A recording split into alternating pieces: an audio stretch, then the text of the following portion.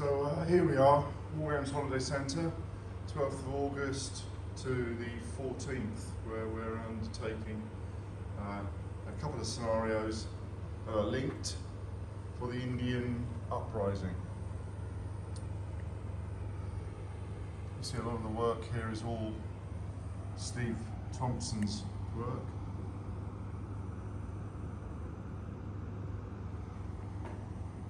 Done a huge amount of work with the painting and the basing of all the figures, and all the terrain making went with it as well.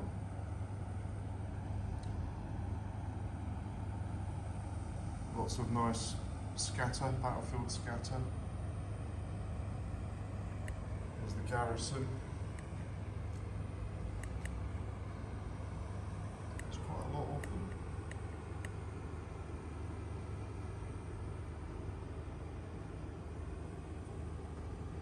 But with the Indian troops that are rising against the British Empire, there's rolling reinforcement, so as they lose units, there's a chance those units will come back into the fold and cycle round again. We're using Steve Thompson's mechanic for the rules. This particular period is Carry On Up the Raj, which is available on the SKT War Games page on Facebook.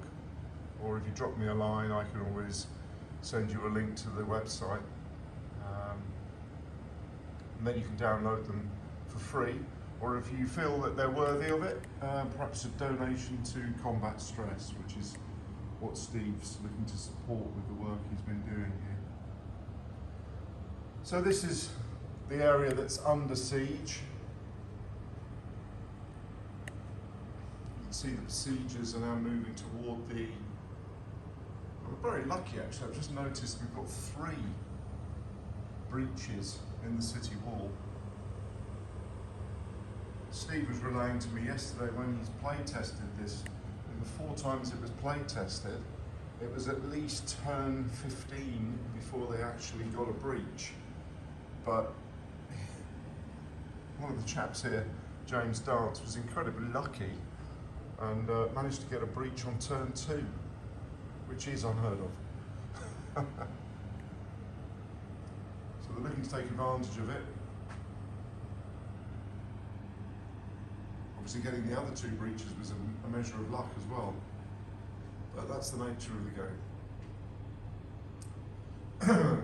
So what we've done, we've got the river here is dividing the 2 battlefields. So the natives of India have actually pushed forward here to engage the relieving column. And the relief column is composed of British troops and their Indian allies that are engaging the native warriors and looking to get a path through to relieve the city. So the way that's done is in this corner here, 3 feet in the corner, the uppermost corner, is the access point to actually get to this table here. And when they get to this table here, there is a garrison which has come out of the fort and is manoeuvring, possibly to join the other battlefield or to relieve the siege. So they will, exiting that board over there, they'll actually end up on this board here, in this upper corner, and they march on along here.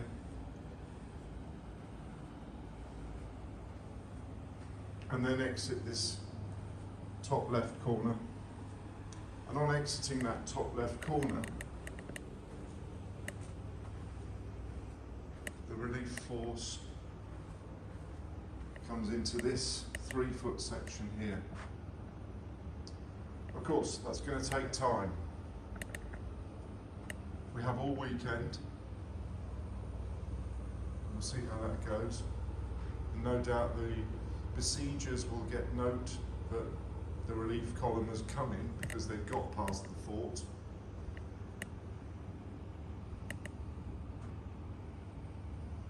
And they'll take steps to stop the engagement. just get some more of the images of the figures themselves. These are all from, I think the gun battery there's from Foundry, War Games Foundry. And you've got some figures from Empress miniatures, Conquest miniatures, lots of Foundry figures, as you can see with these chaps here. We've got some War Games Atlantic plastics as well, which are these chaps. Which I wasn't aware that they did. And obviously they've done a very nice range of conquistadors that we used for the Renaissance. Chris Cornwall did some conversions and did a lovely job getting some Spanish coloradas together. Most of the buildings in here look to be MDF prints of some sort. The Governor's House, Naval Detachment.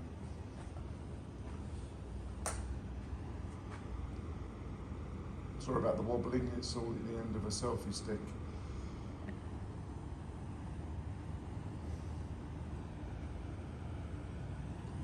More of the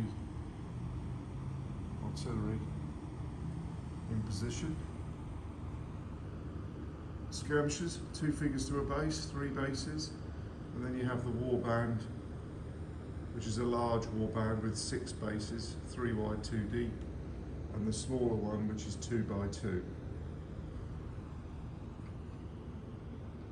Elephant drawn heavy artillery.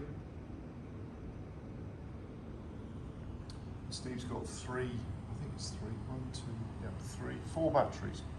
There's one in the corner there. And these are the chaps from Conquest Miniatures. So we get a front shot of those.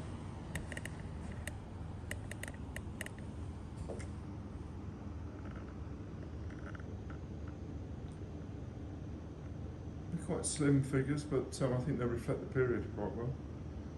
Very nice.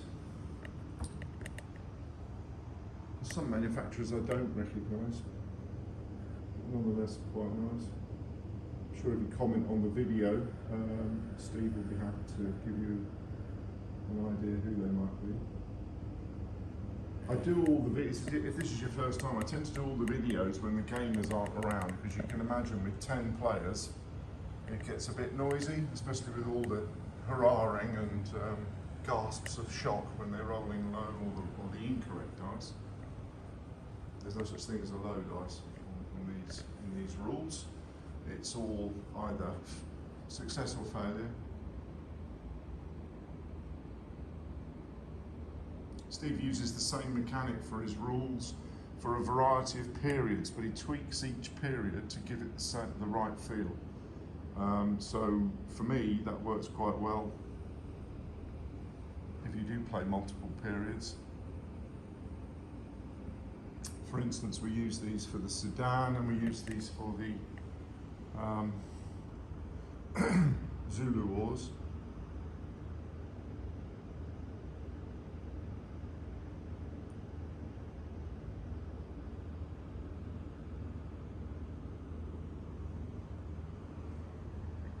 Perhaps I should do some of the British as well.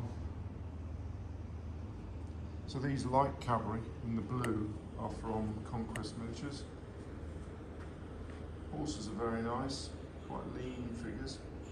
They're engaged with what looks to be a lot of Foundry figures.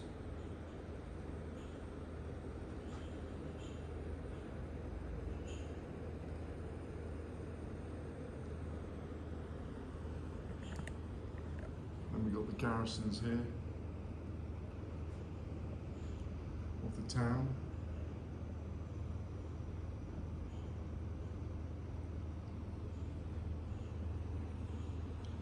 And the British Light Cavalry.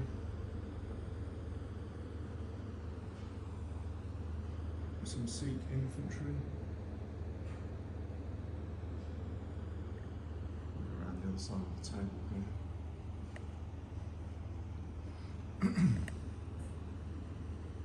There's the Sutherland Highlanders, which Steve informs me are no longer the Argyll and Sutherland at this time. They're just the Sutherland. And then we've got, just trying to get the front of these, that's where we're going with this. Some rather nice lancers, some horse artillery.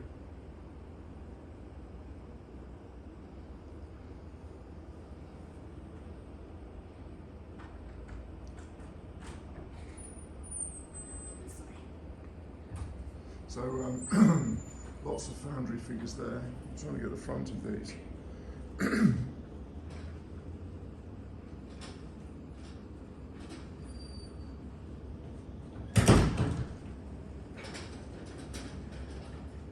We've got an engagement here where the melee continues into this round.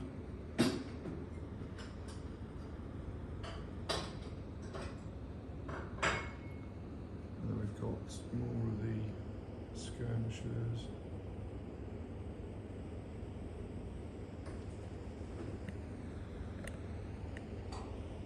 And some of the British infantry.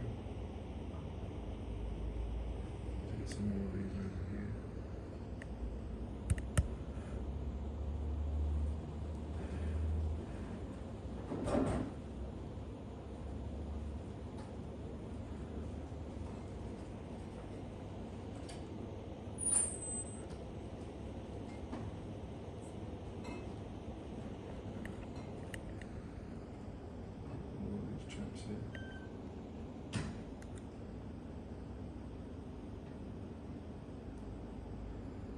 I do like the horse artillery.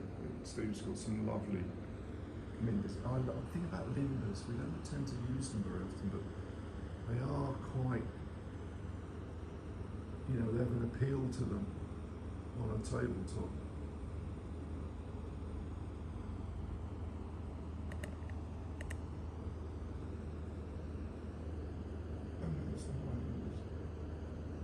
Sorry, there's the Highlanders over there. I was just leaning to an extreme there to get the right view. More skirmishers.